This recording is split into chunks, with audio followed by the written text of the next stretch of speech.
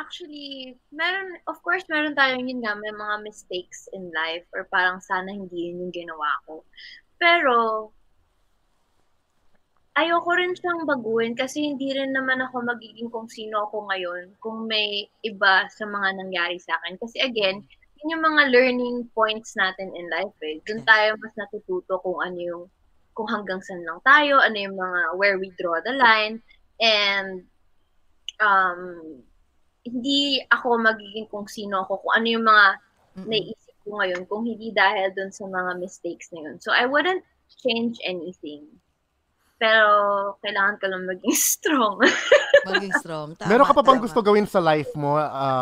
Apart, ano, you're acting right now, and you're a celebrity. Meron ka pa bang Oo. apart from that, you still want to check a bucket list somehow in the future?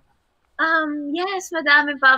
Marami pa akong ibang gustong magawa. Like, project-wise, siguro mga action. Gusto ko mag-action. Gusto ko mag-comedy ulit.